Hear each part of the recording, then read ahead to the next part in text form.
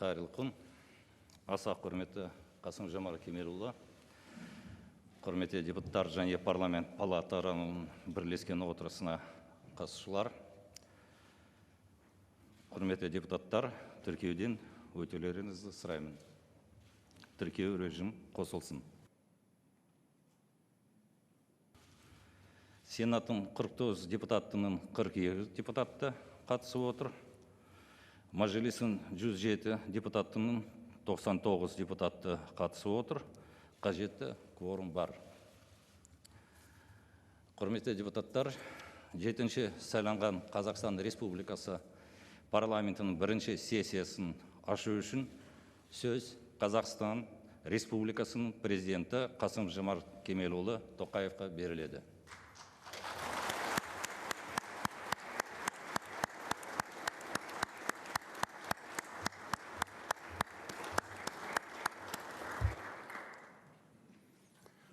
Құрметті отырысқа қатысушылар, Қазақстан Конституциясының 59-ші бабына сәйкес 7-ші шақырылымдағы парламенттің бірінші сессиясын ашық деп жариялаймын.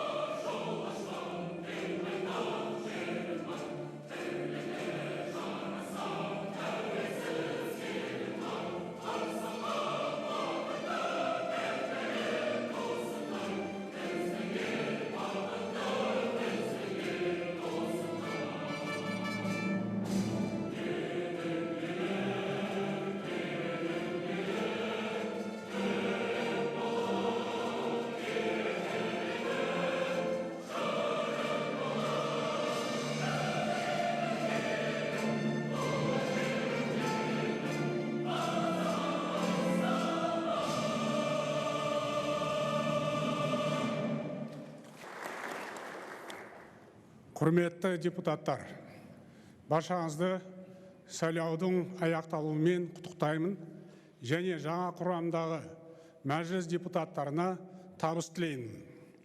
Өткен шақырылымның депутаттарына ойдағыдай қызмет атқарған үшін ризашылығымды білдіремін. 5 жылға жуық уақытта парламент қабырғасында 410 заң қабылданды. Депутаттар өздерінің заңға бастамашылық ету құқығын пайдаланып, 60-қа жуық заң жобасын дайындады. Бұл осыған дейінгі 5 шақырылым депутаттарының бастамаларын қоса алғаннан да көп. Жаңа депутаттар алдыңғы әріптестерінің осы қарқынын сақтай отырып, анағұрлым жемісті жұмыс істеуі қажет. Себебі бәрімізді зор міндеттер мен ауқымды істер күтіп отыр. Құрамы жаңғырған жаңа мәжілістің қызметке кірісуі еліміз үшін символдық мәні бар екі оқиғамен тұспа-тұс келеді.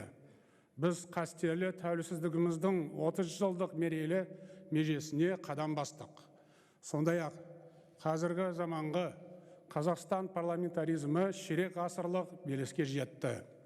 Осы тарихи кезеңде сенім мандатына ие болған депутаттар ел үмітін ақтап, отанымызға адал қызмет етеді деп кәміл сенемін. Қадірлі қауым, өткен сайлау еліміз үшін дамудың жаңа парағын ашты. Осы маңызды оқиға мемлекеттілігіміздің тұғыры берік екенін тағы бір мәрте дәлелдеді. Қазақстан қоғамның жоғары саяси мәдениетін және азаматтық кемелдігін танытты. Барлық өңірдегі дауыс беру нәтижесі мемлекеттің стратегиялық бағдарын халқымыз жаппай қолдайтынын байқатты. Біз болашаққа сеніммен бет алу үшін қажетті алғы шарттарды бірге жасадық. Саяси ұстанымдарымыз әртүрлі болса да, міндетіміз бір. Бәріміздің ортақ мақсатымыз Қазақстанды қуатты елге айналдыру. Мәжіліс пен барлық деңгейдегі мәслихаттардың көп партиялы жаңа құрамы қоғамдағы саяси бәсекенің арта түскенін көрсетті. Елбасы жетекшілік ететін Нұр Отан партиясы өзінің көшбасшылығын тағы бір мәрте дәлелдеді. Халықтың белгілі бір бөлігінің мүддесін көздейтін басқа да партиялар сенім мандатына ие болды. Ел жұртымыз егемендігіміздің 4-ші онжылдығына қадам басар тұста бұрын болмаған жаңа сын қатерлермен бетпе-бет келіп отыр. Біз ғана емес, күллі дүние жүзі мүлде жаңа дәуірге бет бұрды. Өркениеттің даму жолымен әлемдік құрылымның түп негізі түбегейлі өзгеріске ұшырауда. Алдымызда сынақтар мен сын қатерлер аз болмайды. Дегенмен, барлығымыздың ең басты міндетіміз пандемияның салдарын еңсеру. 21-ші ғасырдың 21-ші жылы барша адамзат үшін бет бұрыс кезеңіне айналмақ. Бұл жыл алдағы 10 жылдықтың басты бағдарын айқындайды. Мұндай күрделі жағдайда уақыттан ұтылуға және бір сәтке де босансуға болмайды. Жылдың басында сайлау өткізу арқылы қиындықтармен күресіп ғана қоймай, жаңғыруға жол ашып, жаңа серпінге ие болдық. Осы қарқынды сақтап, бағдарымыздан жаңылмау өте маңызды. Сондықтан тәуелсіздіктің 30 жылдығында кешенді реформалар жүргізілетін болады. Барлық күш-жігерімізді тиімді мемлекет пен әділетті қоғам құруға жұмылдыруымыз керек. Басты басымдық халықтың тұрмыс сапасын жақсартып, әл-ауқатын арттыру. Жұрт жасанды жетістіктерді емес, көзбен көріп, қолмен ұстайтын нақты нәтижені күтеді. Халық экономикалық және әлеуметтік бағдарламалардың жемісті болғанын қалайды. Біз осы мақсаттағы ауқымды жұмыстарға барлық белсенді азаматтарды тартамыз. Олардың әрқайсысы ел тағдырына әсер ететін шешімдерді қабылдауға өздері тікелей қатысатынын білгені жөн. Ортақ іске үлес қосып жатқанын сезінуі маңызды. Мен ұсынған халық үніне құлақ асатын мемлекет тұжырымдамасының мәні осында. Біз ұлттың жасампаздық әлеуетін пайдаланған жағдайда ғана алға басып, табысқа жете аламыз. Реформаларды сапалы заңдар арқылы жүргізу ұзақ мерзімді жетістікке жетудің басты шарты. Мен жаңарған депутаттық корпус өзіне жүктелген бұл міндеттерді абыроймен атқарады деп сенемін. Құрметті депутаттар, біздің стратегиялық бағдарымыз айқын. Мақсатымыз озық дамыған елдердің қатарына қосылу. Дамыған ел дегеніміз ең алдымен дені сау, білімді және бақуатты жұрт. Сондықтан мемлекеттің басты міндеті азаматтарымыздың толыққанды дамуына, әл-ауқатының артуына және жайлы тұрмысына жағдай жасау. Біз 2025 жылға қарай әрбір азамат үшін тиімді институционалдық және инфрақұрылымдық орта қалыптастырамыз. Еліміздің ұзақ мерзімді дамуы сабақтастық, әділдік және өрлеу қағидаттарына негізделеді. Көздеген мақсатқа жету үшін барлық салаларда дәйекті өзгерістер жасаймыз. Ол үшін мынадай басымдықтарға мән беруіміз қажет. Бірінші, біз құқықтық мемлекетті дамыту және азаматтардың билік органдарына сенімін нығайту үшін бар күш-жігерімізді жұмсауымыз керек. Бұл өте өзекті міндет. Соған орай, мемлекеттік басқарудың жаңа моделін енгізу айрықша маңызды. Осы бағыттағы реформалар жүйені байыппен орталықсыздандыруды, мемлекеттік аппараты жаңғыртуды, квазимемлекеттік секторды оңтайландыруды және барлық үдерісті цифрландыруды қамтиды. Сол арқылы мемлекеттік аппарат барынша ықшам, ашық әрі тиімді, ал шешім қабылдау үдерісі икемді және айқын болады. Азаматтардың құқықтары лайықты қорғаламаса, әлеуметтік экономикалық тұрғыдан даму мүмкін емес. Бұл аксиома, ақиқат. Осы орайда сот жүйесінің тәуелсіздігін нығайта түсу үшін реформаны соңына дейін жеткізуіміз керек. Мемлекет тарапынан қолға алынған шараларға және жоғарғы сот төрағасының тікелей өзі күш салып жатқанына қарамастан, сот корпусының сапасына қатысты әлі де түйткілдер бар. Сот жүйесі жабық корпорация болмауы тиіс. Сондықтан сот корпусын едәуір жаңартып, оған түрлі құқық салаларының мамандарын тарту керек. Үміткерлерді іріктеген кезде олардың кәсіби тәжірибесімен қатар жеке қасиеттерін де ескерген абзал. Бұл жұмыс бұқаралық ақпарат құралдарында ашық көрсетілуге тиіс. Сондай-ақ сот қызметі туралы ақпарат қоғам үшін неғұрлым қолжетімді болғаны жөн. Құқық қорғау органдарының жұмысын да барынша өзгерту қажет. Бұл мәселе жөнінде жолдауымда нақты айттым. Біз азаматтармен өзара қарым-қатынастың сервистік моделін енгіземіз. Қоғамдық қауіпсіздік жаңа цифрлық технологияларды қолдану арқылы қамтамасыз етіледі. Парламент заң үстемдігі, адал бәсеке және жеке меншікті қорғау қағидаттарының құқықтық негізін нығайта түсуі керек.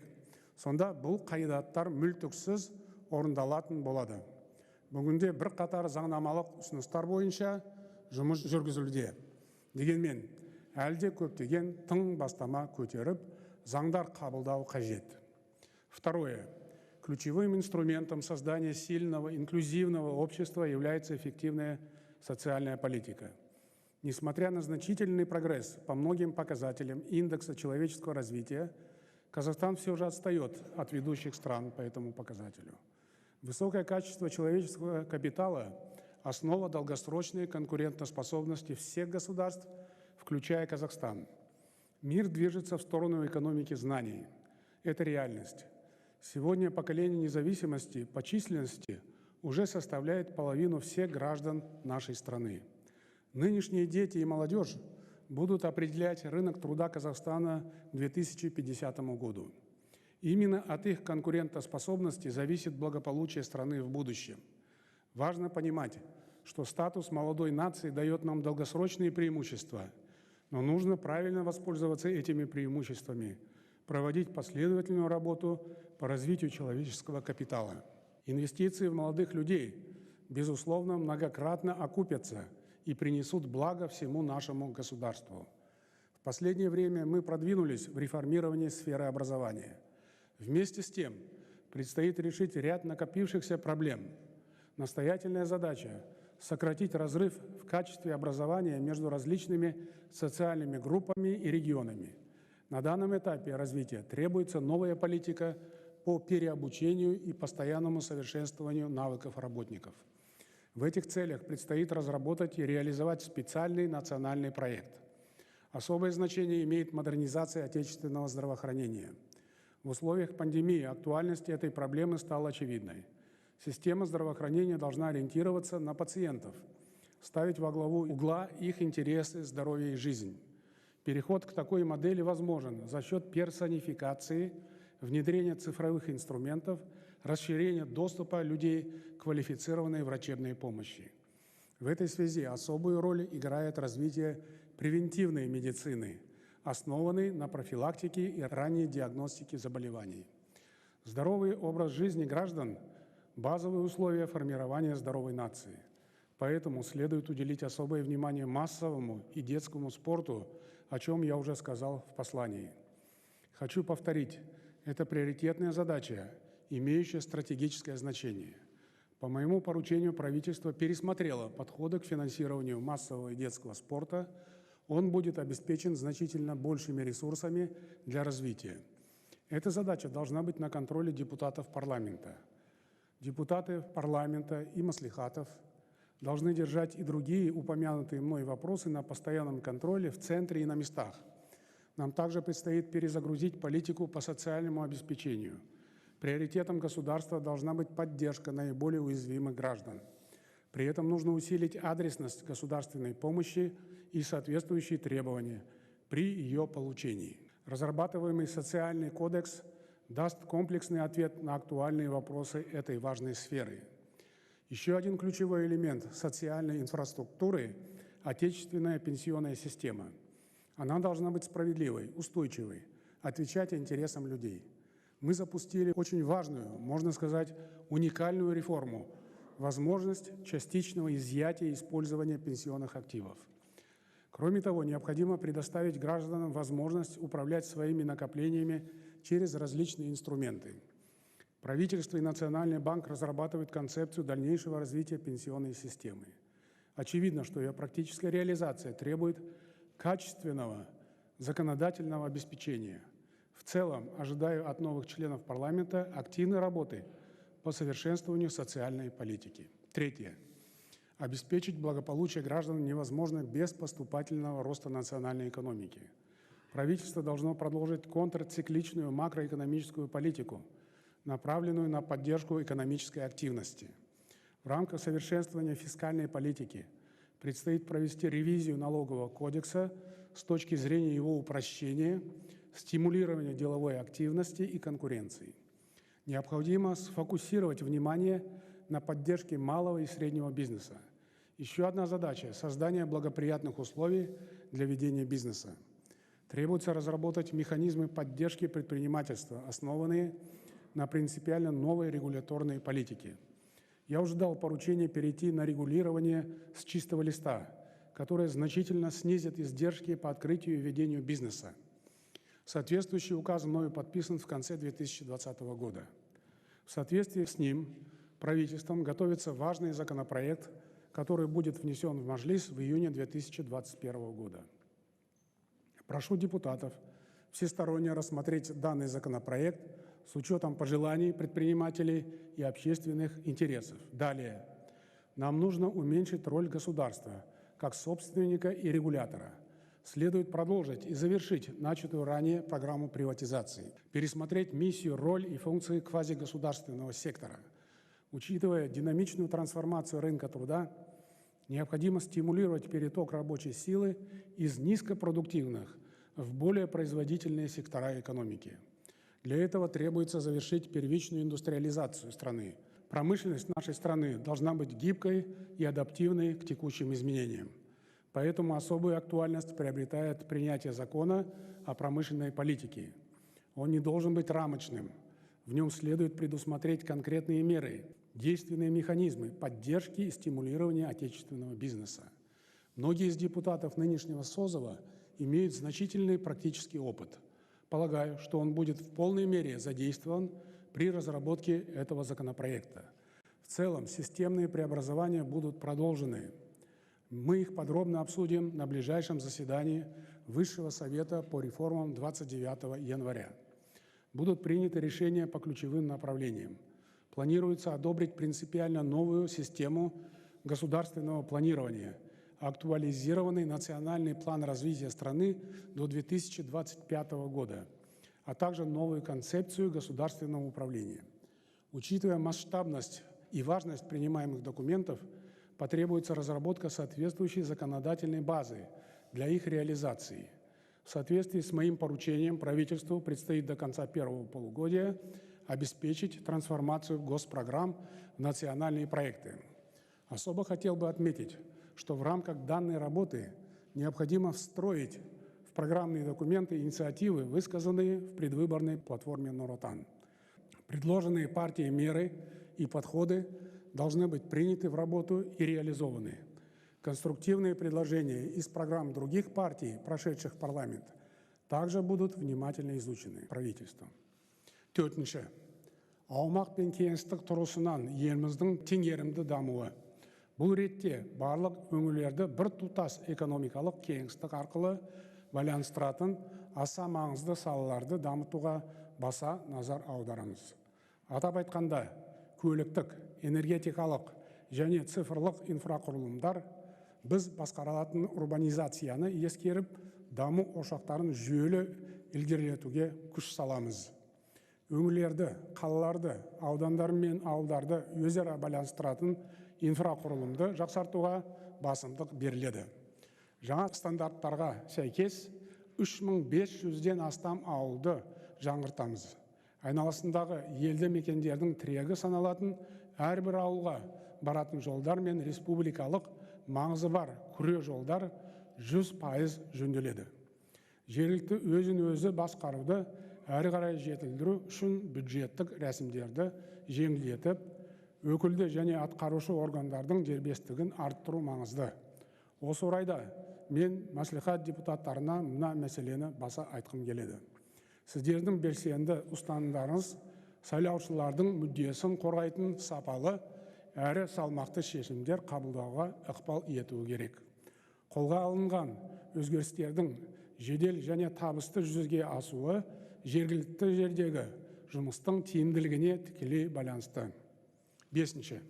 Қазақстандағы реформалардың басты бағытының бірі саяси жаңғыру.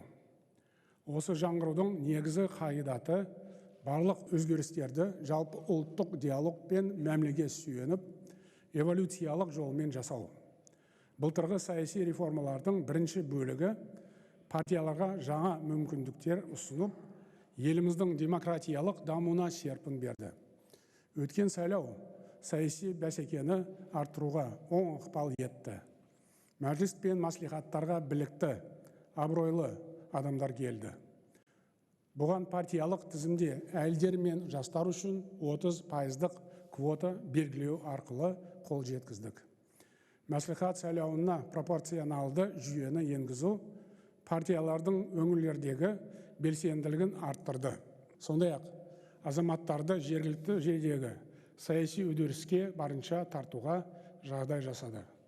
Парламенттік оппозиция институты шағын саяси күштердің рөлін айтарлықтай күшейтеді. Осылайша, еліміздегі көп партиялықты дамытуға және парламентаризмді нығайтуға едәуір серпін бердік. Тағы бір маңызды қадам ауыл әкімдерін сайлау. Биыл жекелеген ауылдық округтерде сайлау өтеді. Біз жергілікті өзін-өзі басқару жүйесін ең төменінен бастап нығайтуды көздеп отырмыз. Бұл өте маңызды.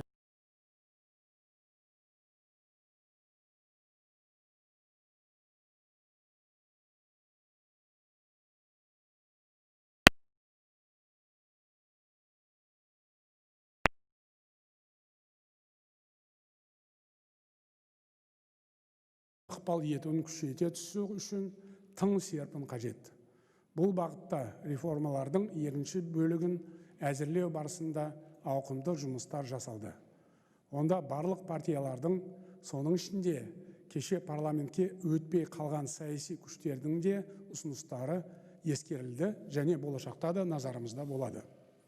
Ұлттық кеңес мүшелерінің және басқа да беделді сарапшылар мен белсенді азаматтардың идеялары, бастамалары қамтылып отыр. Біз осы жолғы сайлау науқаны карантин шектеулеріне қарамастан қаншалықты қызу өткеніне бәріміз куә болдық. Кейбір партиялардың мәжіліс пен мәслихаттарға өтуіне сәл ғана дауыс жетпей қалды. Олардың әрқайсысында белгілі бір саланы жетік меңгерген, білімді, білікті азаматтарды бар.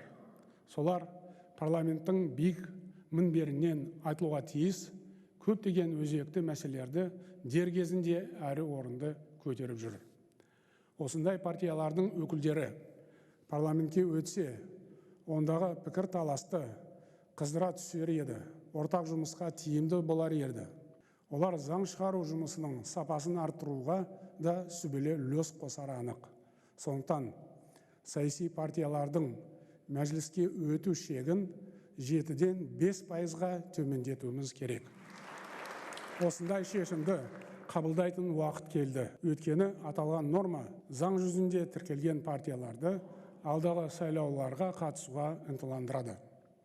Сондай-ақ елдегі саяси бәсекенің дамуына септігін тигізеді. Бұл бастама мемлекеттік саясатты жүргізу үшін халықтың пікірін неғұрлым көбірек қамтып, ескеріп отыруға мүмкіндік береді. Болашақта партия мүшелерінің тізімін және соған қатысты басқа да рәсімдерді онлайн форматта жасауға болады. Осы мақсатта электрондық үкіметтің мүмкіндіктерін пайдаланған абзал. Парламенттің заң шығарумен қатар бақылау функциясы да бар екенін білесіздер. Оның тиімділігі халықаралық тәжірибеде дәлелденген. Осы аса маңызды құзыретті тиімді пайдалану қазіргі заманғы Қазақстан парламентаризмінің институционалдық негізін едәуір орнықтырады. Бұл менің күшті президент, ықпалды парламент, жауапты үкімет деп аталатын саяси формуламмен үндесіп жатыр. Депутаттар халықтың мүддесін іс жүзінде қорғап, әрдайым табандылық танытуға тиіс. 6. Азаматтық қоғам өкілдерінің белсенділігін арттыру, жастар саясатын жетілдіру және қайырымдылық қызметін қолдау. Өздеріңіз білесіздер, жыл басында мен кейбір заңнамалық актілерге қоғамдық кеңестер қызметі мәселелері бойынша өзгерістер мен толықтырулар енгізу туралы тиісті заңға қол қойдым. Сол арқылы қоғамдық кеңестердің өкілеттігін едәуір күшейттік. Енді азаматтық белсенділікті арттыру жолында тағы бір маңызды қадам жасалады. Бұл талқыланып жатқан қоғамдық бақылау туралы заң. Біз онлайн петиция институтында заң жүзінде рәсімдеуіміз керек. Бұл бастамалардың мақсаты мемлекет қызметінің тиімділігін арттыру, шешім қабылдауға азаматтық қоғамды тарту. Мемлекеттік жастар саясаты саласындағы заңнаманы жетілдіру негізгі міндеттің бірі. Үкімет 2020 жылы жастарды қолдау жөнінде кешенді жоспар қабылдады. Тәуелсіздік ұрпақтары атты ұлттық жоба, мемлекеттік жастар саясаты және волонтерлік қызмет туралы заңдар дайындалып жатыр. Депутаттар жастардың әлеуметтік қызметтері деген ұғымды заң жүзінде рәсімдеуі керек. Әлемдік тәжірибеге сәйкес Қазақстанда жастардың даму индексін енгізген жөн. Жергілікті атқару органдарының жастар саясатын жүзеге асыруға қатысты жұмысы соның негізінде бағаланады. Қайырымдылық қызметінің жүйелі қолдау мәселесі де басты басымдық болып отыр. Бұл саладағы ынталандыру шаралары қарапайым әрі нақты болу керек. Соған сәйкес қайырымдылық шараларына және волонтерлік жобаларға атсалысатын бизнес өкілдері мен жеке тұлғаларға түрлі жеңілдіктер берілуге тиіс. 7. Біздің басты мақсатымыздың бірі адам құқықтарын толық қорғау. Бұл ретте азаматтардың таңдау еркіндігін барынша қамтамасыз ету өте маңызды.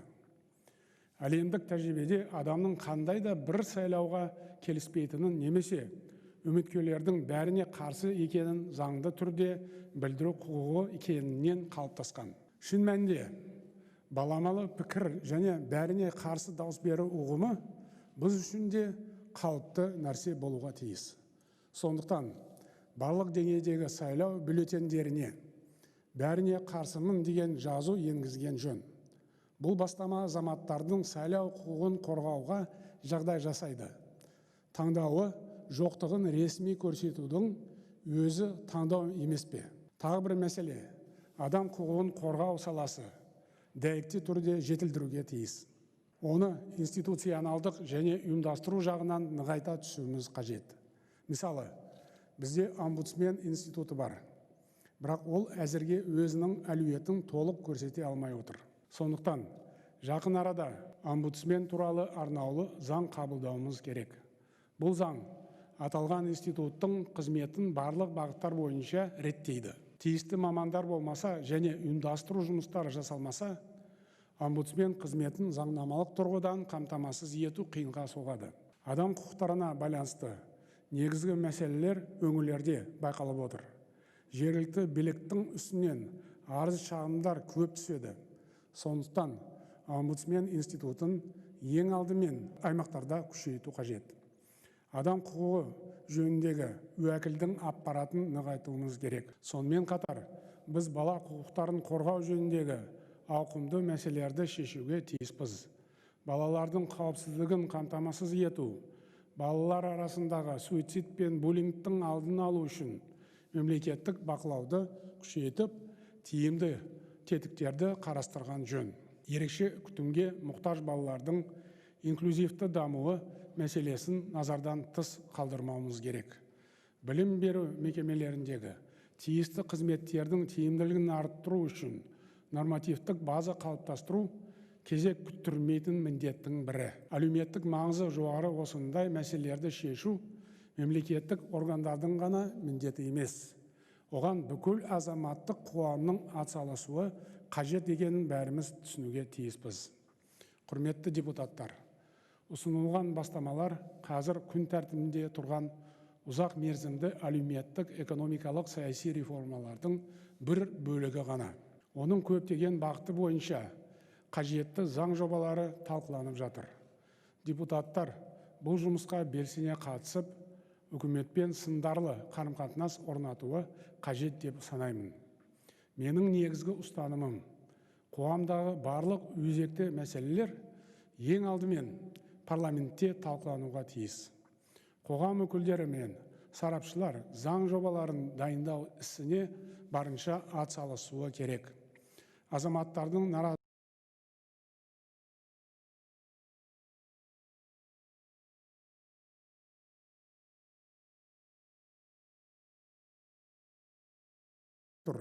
бұл сапалы заңдар қабылдау және өзекті мәселелердің шешімін табатын орталыққа айналу.